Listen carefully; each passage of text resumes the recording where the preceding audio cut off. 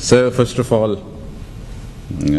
I would like to thank Dr. Tanner for taking the trouble of attending this.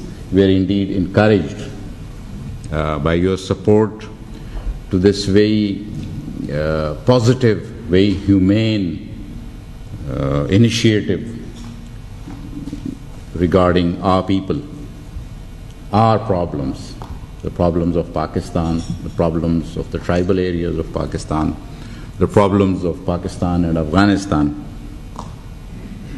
And we are here, we have had some very positive, some very friendly, some very supportive discussions yesterday. Of course, I have been inspired to make a comment by what you have said in your opening remarks, and don't mind, sir, bear with me. I'll just pick up from the fact that you would like to talk to the devil.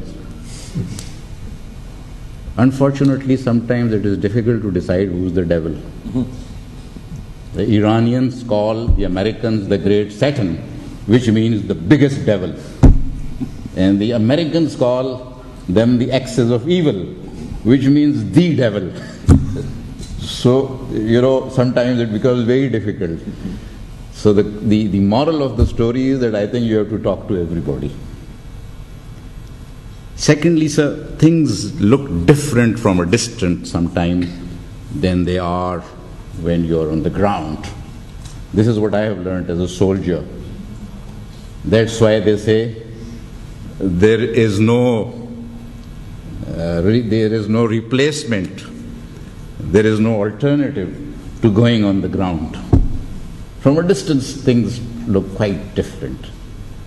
And also, when you are not directly affected by the events, they look simpler.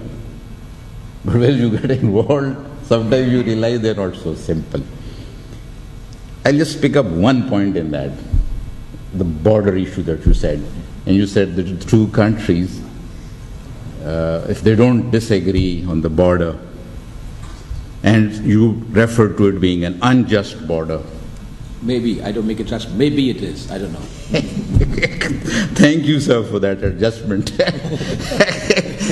Sir, we accept that as a border. Pakistan accepts that as a border. And it has been our enduring, determined resolve to stabilize this border. For the last 60 years we have been trying. We have begged the Afghans. We have pleaded with them. We have used every possible mode or technique under the skies to try and tell them that, look, we are brothers, we are neighbors. Why don't we live together? Why don't we just this is the border. After all, this was the border for 100 years. So what's the problem now? You were quite happy when the Britishers were on this side of the border, but when we, your Muslim brothers, come across, you say we don't accept this as a border. That is the first point. Their claim is the fact that this divides Pashtuns on both sides of the borders. Excellency, I am a Pashtun. I belong to that area. It may be knowledge to some of us in this room that there are more Pashtuns in Pakistan than there are in Afghanistan.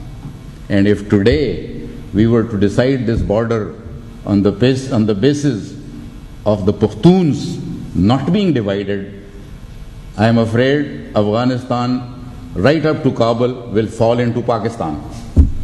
It will not be the other way around. No part of Pakistan will go into Afghanistan. Half of Afghanistan will come to us. Maybe more than half, I think 60%. Because in my view, 60% there are Pashtuns. They will be the losers, we will not be the losers. So, on no basis of, whether it's on the basis of geography, whether it's on the basis of history, whether it's on the basis of adult franchise you want to call it, or whatever basis, they will be the losers.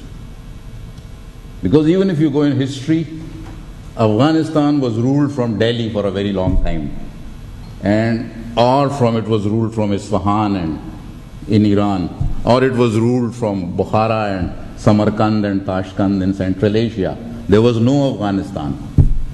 So if you were to try and delineate borders on the basis of history, ethnicity, geography, any basis, Afghanistan will be the loser, and they are our brothers. We won't like them to be the losers. And secondly, Excellency, who would like to be a part of Afghanistan? Just tell me today, which human being would like to be taken out of another country and be a part of Afghanistan?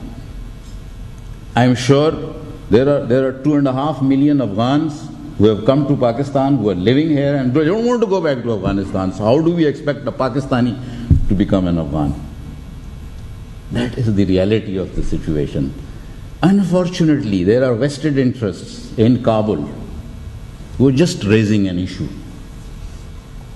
On the one hand, they tell us to seal this border. Don't let anybody cross. We are held responsible by the whole international community. On the other hand, they tell us this is not a border. Then what do we seal? Where do we seal it? Who cares? Because if it's not, they don't accept it as a border, then let anybody go, whether it is Al-Qaeda or whether it is Taliban or whether it is Baitullah Masood, or let anybody go. We have tried our best. We wanted to seal it, we wanted to fence it, we wanted to mine it, we wanted to go to any limits. And in accordance with all the international. You know what is happening there, Excellency? Only on the at one border post, there are 30,000 people crossing every day. I don't know, Excellency, you might have heard of that. We tried to regulate it. Biometric ID cards were issued to people that show this card and cross. The moment the guy would cross on the Afghan side, they would tear this card and they would say, don't come with a card. So on the one hand, no identity is acceptable to the Afghans. On the other hand, they told us, why are you letting Al-Qaeda move in? Why are you letting Taliban move in? So how do we are trying to look for a solution. How do we seal that border? How do we stop Al-Qaeda, Taliban moving across if the very Afghan officials are tearing their identity documents? This is our dilemma. Please don't mind if I have been a little emotional, but I think this is an issue which needs to be understood by our friends. Thank you very much. Thank you very much.